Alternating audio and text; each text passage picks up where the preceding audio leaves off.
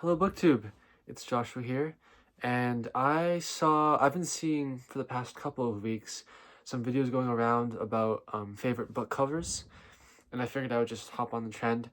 So yeah, I'm gonna show you. I went and picked out some interesting book covers, either of books that I've read or haven't read. And I guess I'll just talk about what about the covers stood out to me. So yeah, I'll just get going. There's no particular order. The first one that I have here is Clifford D. Simak's Cosmic Engineers. I just hauled this recently, so maybe some of you will remember this. And I have no idea, I've never read this novel, so I have no idea what it's about, and I don't know what this cover is, but it looks very interesting, very intriguing. All that color, and there's a central figure, and then there's this lady there, and then all these colors, all these stripes here, and fascinating. It makes me want to read the novel to see what to see whether this is a scene in it or something. um Next up is H is for Hawk by Helen Macdonald. I really like this cover illustration. I believe it's original artwork, and it just feels very tasteful. You have the first part of the title here, and then you have the hawk's head in between the rest of it. H is for Hawk, and then you have the rest of the photo there, and it's just really nicely drawn. And then of course there's also something on the back. This was one of those stickers that Value Village always puts on their books, where it doesn't come off. It won't.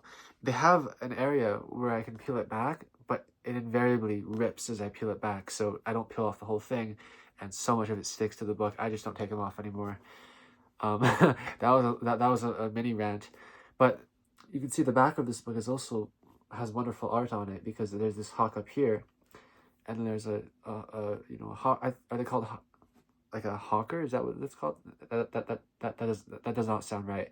But the person who, see, I know nothing about hawks, but the person whose arm the hawk would land on is there. So that is H is for Hawk. Next up, this is the Cat Hater's Handbook, or the Allyraphobe's Delight. And this is just the reason why I like this is that it's a very accurate representation of cats in general.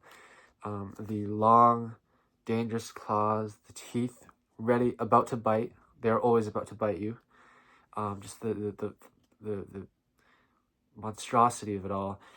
I think it's just very truthful to the spirit and atmosphere of cats in general. So that is why it's one of my favorite covers.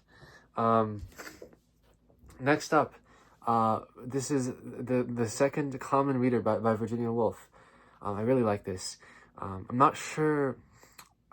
I wasn't able to find any, say, deeper meaning, or I wasn't able to understand the specific choices of having this flower here, or this book here, or this scroll here.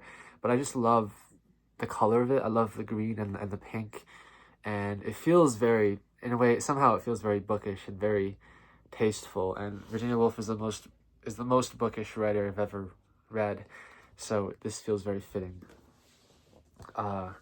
Next up, A Room with a View by Ian Forster.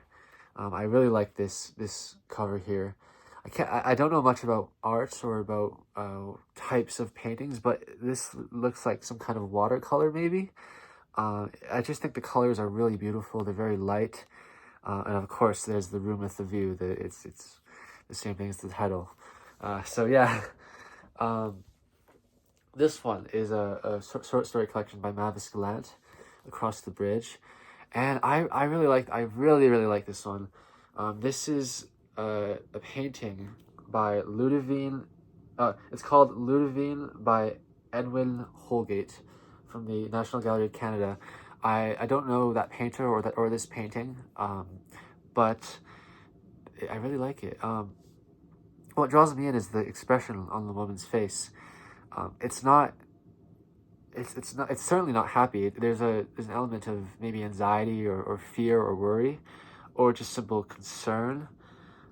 It's hard to place. It's hard to read her expression, but it really draws you in. And I think if you've maybe read some Mavis Gallant, I think I think there's often a very worrisome atmosphere to her stories. Maybe the characters are often experiencing negative or difficult things, and oftentimes the characters are young women too. So this painting just feels it feels like a very good choice. Next up, also one that I really like. This is the Selected Poems of Paul Muldoon, 1968 to 2014.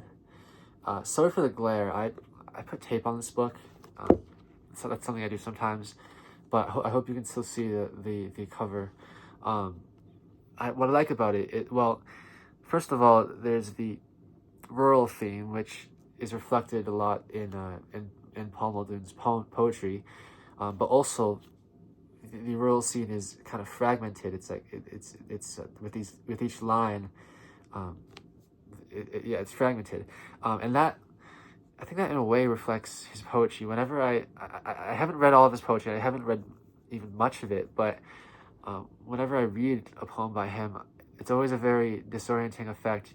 I think you always see whatever he's talking about in some new way, or you have to, like, I feel like you have to bend your mind to understand any poem of his. So this feels very fitting. Next up is more poetry. This is the Oxford World Classics edition of William Wordsworth. I just really love this painting. What is it? It's a detail from The Shepherd on the Hill, 1831, by John Sell Cotman, from the Walker Art Gallery.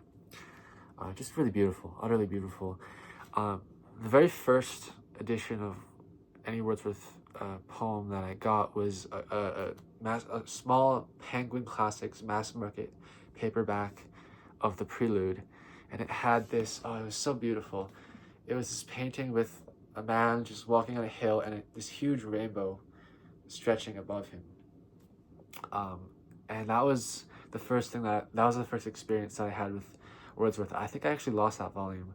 Don't know where it went. Otherwise I would have shown it on here. But yeah, I also like that one. Next up is this edition of Dante's Inferno.